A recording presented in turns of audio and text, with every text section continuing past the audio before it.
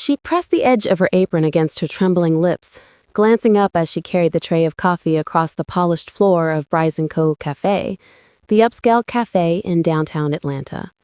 In her path was an imposing figure, tall, impeccably dressed, and so still that the bustle of the morning rush seemed to bend around him. His eyes were locked on a photograph on his phone, someone's face that softened his stern expression. For a moment, the world paused. That paused moment changed both their lives forever. Her name was Jasmine Rivers. She had come to this city with hope and heart, though she had carried neither much money nor many guarantees. At 28, she was working double shifts, mornings as a waitress at a cafe, and evenings as a caregiver for her younger sister Lena, who struggled with asthma. Her mother had died a year earlier, leaving Jasmine to shoulder all the weight of lost dreams.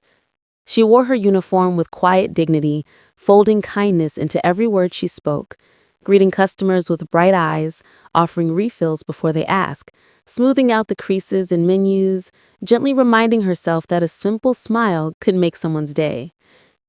He was Maxwell Hartman III, though the name hardly mattered until later. What mattered now was the tattoo peeking from beneath his crisp white shirt cuff. A delicate black and gray portrait of a woman's face, accompanied by a date and a flourish of roses, wrapped around his wrist and vanished under his tailored sleeve. Jasmine served him his latte and blueberry muffin with a gentle, "Here you go, sir." He nodded, his expression polite but distant. As she turned to walk away, something made her pause. The tattoo. Its fine lines seemed to carry tenderness, grief, love. She bit her lip and looked again. He noticed and, for a flicker of a second, met her gaze. His eyes softened, then closed in a slow blink. She walked away, heart pounding in a way that surprised her. In the quiet between orders, she wondered about that tattoo. She wondered about the woman. She wondered about the story. It felt like a pedestrian cafe moment, one of many in her day. But in that moment, life whispered that not everything was as ordinary as it appeared. When the cafe closed later that evening, Jasmine slipped into the break room, sank into a plastic chair, and allowed herself to breathe for a minute. She thought about her sister Lena asleep back at their cramped apartment in Zahira Pear Lane, about how she had scrubbed the counters, swept the floors, poured milk frothers, and carried heavy trays without complaint. Jasmine may not have been rich, but she believed in things that counted. Compassion, integrity, kindness. And yet, at that moment, she felt both proud and tired. She was proud of who she was, and tired of fighting. When she arrived home, she found Lena half awake in their small living room, coughing softly. Jasmine rushed to fetch the inhaler. She held her sister's hand and soothed her breathing until the coughing eased. Then she sat with her on the couch, tucked a blanket around her, and whispered, "Rest now, baby." Lena nodded and drifted off to sleep. Jasmine closed her eyes for a moment herself and thought, tomorrow will be the same. Serve coffee, then care for Lena, then sleep, and repeat. But something else stirred inside her, a small flicker of longing, for connection, for purpose beyond survival. For a moment she remembered the tattoo. Why had it tugged at her so? She didn't know that yet, but she felt it. The next day, Maxwell returned. She recognized him even before his signature walked through the door. He had the same stillness about him. He bought his usual order, latte and a blueberry muffin, without him having to ask, placed it gently on the tray, smiled. He looked up. "Thank you," he said quietly. As he began to drink, he glanced at his phone again, the same photograph.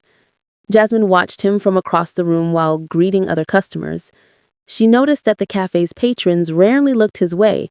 They were comfortable in their routines, their busy minds, their world of email and gossip. Maxwell seemed out of place.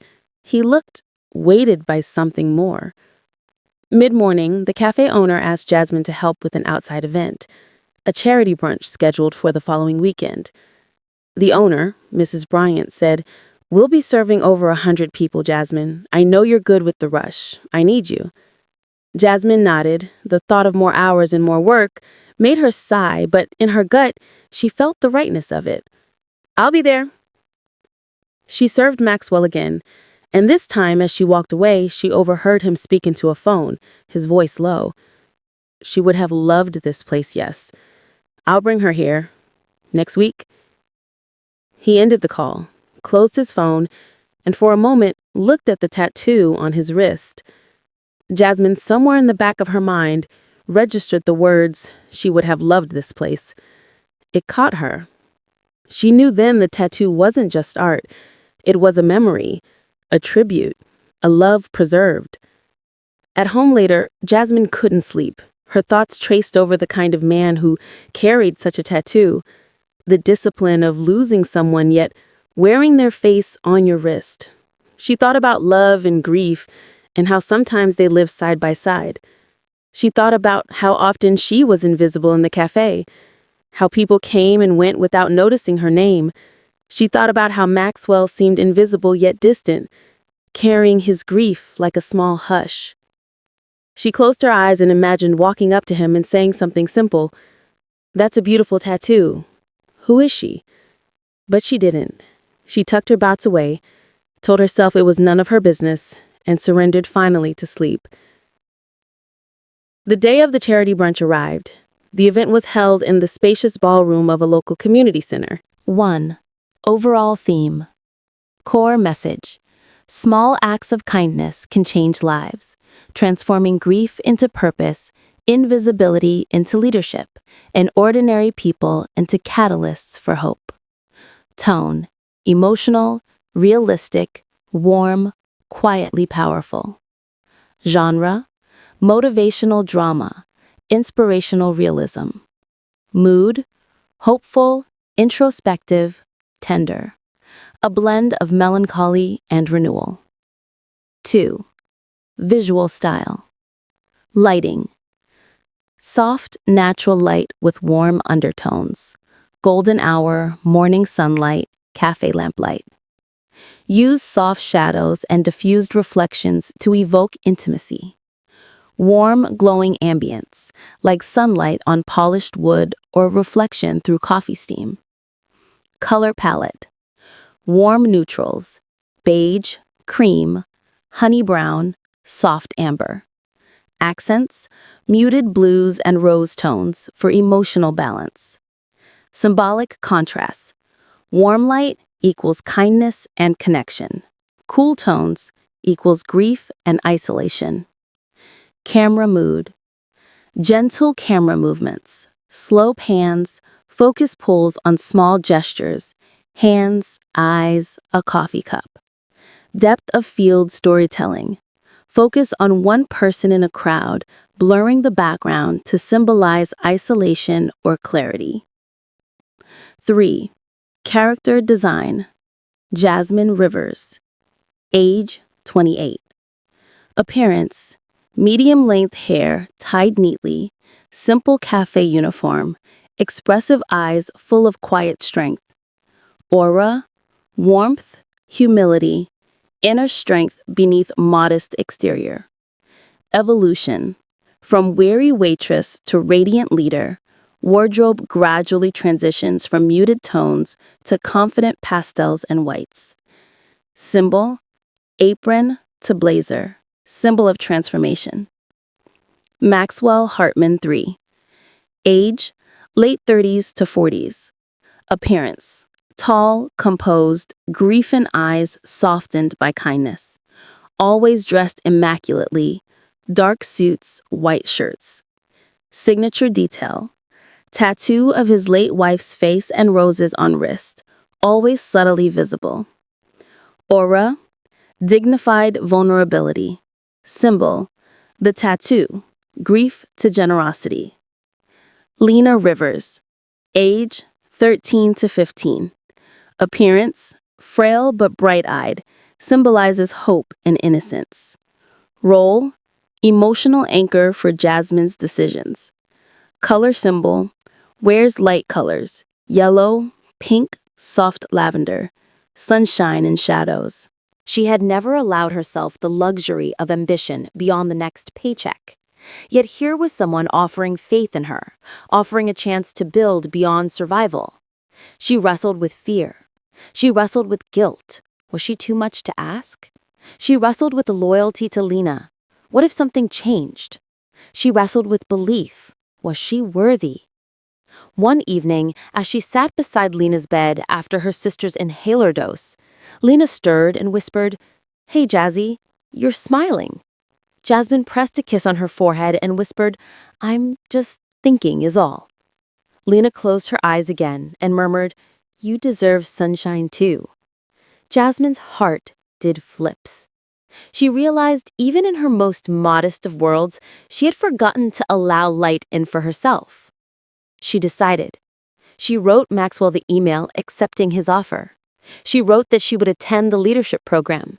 She wrote about her hopes, about making a difference in her community, about eventually launching a mentorship program for girls of color, about honoring the kindness she had seen in others.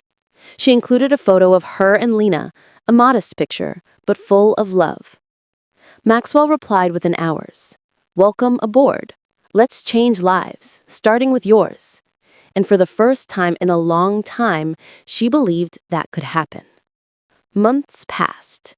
The leadership program was intense, exhilarating, and terrifying. Jasmine discovered a world she didn't know existed. Networking dinners, grant applications, public speaking, outreach campaigns. She stumbled and fumbled, sometimes feeling like an imposter, but she pressed on. And through it all, she remembered the coffee counter at Bryce & Co., the muffin spill, and the line of Maxwell's jaw when he said, "That's the sort of kindness Isabella lived." She remembered Lena's whispered encouragement. She remembered her mother's words, "Never stop being kind, baby." She also witnessed Maxwell's dedication. At the foundation, he organized volunteer events, community cleanups, scholarship programs for underprivileged youth. He carried himself with humility now, his grief still present but not paralyzing. In quiet moments, he shared with Jasmine how hard it was to start over, how his wealth and status felt hollow without purpose. He told her one evening as they walked to a dinner reception, "I thought I had everything, but I lost the one thing that made it real. Caring for others, that makes it real." Jasmine found herself becoming comfortable in her influence. She organized a workshop for girls in the neighborhood high school, taught them how to craft resumes, how to speak with confidence, how to think about business, not just jobs. On the day of the workshop, she looked out at the young faces and remembered her own fear at 17, starting her first job and feeling unseen. She introduced herself. "I'm Jasmine Rivers, waitress, caregiver, and now proud lead of this program. Some days, I poured coffee for someone who already had everything. Today, I pour ideas for people who have big dreams, just like you." The girls cheered. Back at the brunch event, now an annual spring tradition, Maxwell stood on a stage beside the foundation banner. He looked at the audience and said, "My wife, Isabella, believed deeply in the power of small acts. She once told me, kindness isn't optional. It's the foundation of everything we build." Today, we honor her by giving someone like Jasmine Rivers the chance to build something larger than herself. The room applauded. Jasmine, standing with her sister Lena and their mother's portrait in hand, watched tears slide down her cheeks. And then came the climax, the moment when everything converged. One spring afternoon, a news headline caught Jasmine's eye. The foundation's latest scholarship recipient, a young woman from the same neighborhood, was funding her first tech startup, aimed at supporting caregivers like Jasmine had been. The startup was launching with seed money from the foundation. The article quoted Jasmine, "I was once the waitress. They are now the founder." The headline ran, "Kindness comes full circle." In the audience of the launch event, Maxwell sat quietly, his tattoo visible under his rolled-up sleeve, a reminder of loss and love. Jasmine took the stage, looked out at the crowd, and shared the story of that fatal muffin tray moment, of how Maxwell's handshake at the coffee counter opened a door she'd never dared knock on. She spoke about Lena, about grief, about the decision to say yes when someone believed in her. She spoke about kindness and generosity, not as gestures reserved for the powerful, but as daily acts we can all do. She ended, when someone sees you, not just the uniform, not just the job, you become more than you were. And when you lift someone else, you lift yourself. The audience rose in a standing ovation. Later, as people mingled, Maxwell approached her. He said softly, "Thank you, Jasmine. That was magnificent." She looked at him, then at his tattoo. "She was magnificent," she said. He nodded. Together, they stood in the warm glow of the lights and felt the weight of the moment. Not one of them felt lost anymore. In the small apartment that night, Jasmine tucked Lena into bed, kissed her forehead, and whispered, "Good night, sunshine." As she turned off the light and closed the door, she paused and looked at the calendar pinned above their couch. The date when she began the leadership program, the date when their startup launched, the date when the foundation's first grant awarded. She realized something. The calendar didn't define her path anymore. Her choices did. Her kindness, her perseverance, her humanity. She fell asleep with a peaceful heart. Months later, Jasmine visited the cafe where she had once served the lattes. She walked behind the counter, greeting the regular patrons, remembering the old days. Maxwell sat at his usual table, reading his newspaper. When she approached, his face lit up. "Good morning," she said. "Can I get you your usual?" He smiled and nodded. As she set the latte down, he held up his wrist, the tattoo still there. He said, "Do you mind if I tell you something?" She shook her head. He continued, "Your kindness that day didn't just change you. It changed me. I thought I was offering you an opportunity. I see now that you offered the world something better." He paused. "Thank you."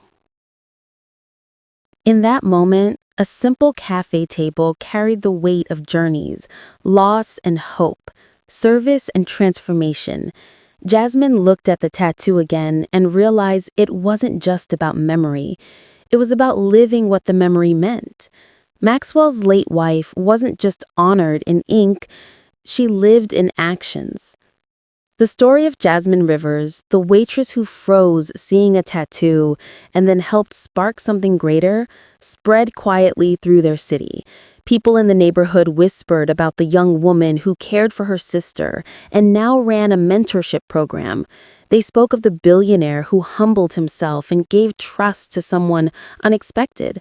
They told of the breakfast cafe that became a launch pad, of the tattoo that was more than art. In the end, the message was simple.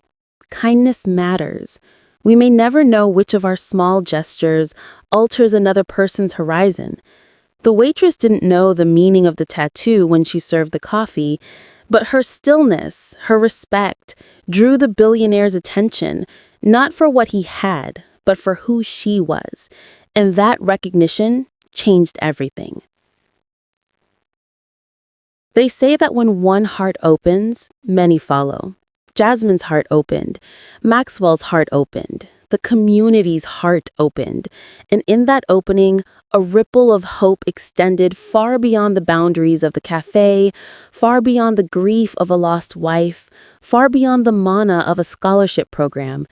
It touched a young girl in high school who thought she only had survival ahead of her and showed her, you have potential. It touched a father who lost his job and thought he was invisible and reminded him, you matter. It touched a neighbor who walked by the foundation sign and looked away and invited her, join us.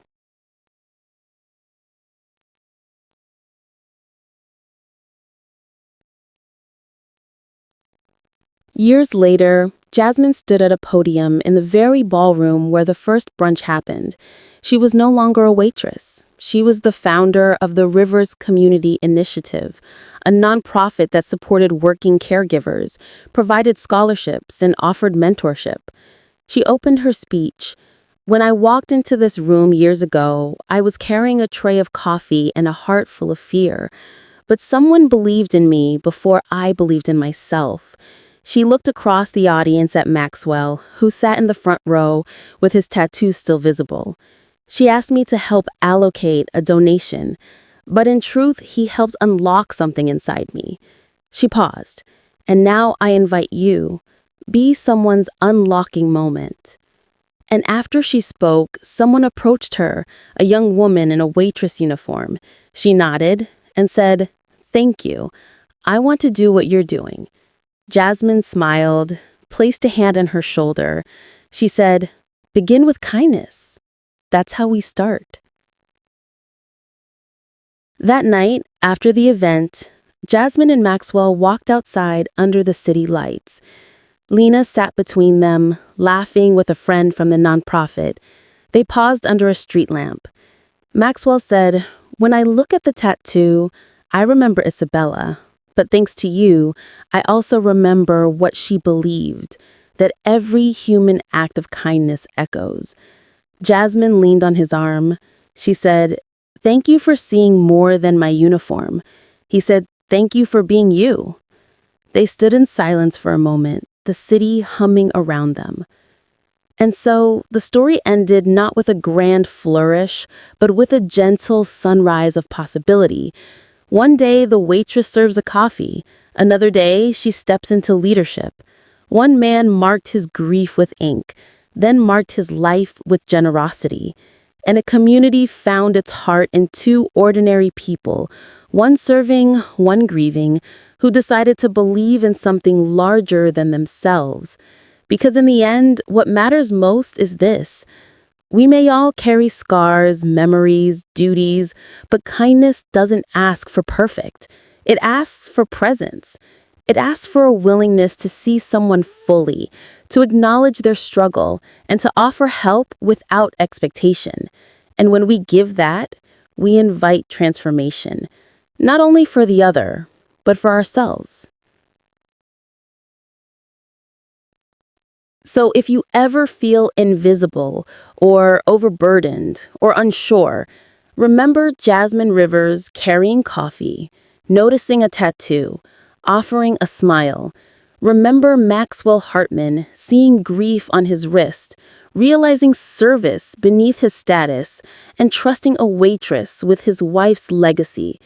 And remember, the smallest moment can alter the trajectory of a lifetime. Kindness is the currency of humanity, and generosity, the investment that pays in hope. In that light, the world feels a little brighter.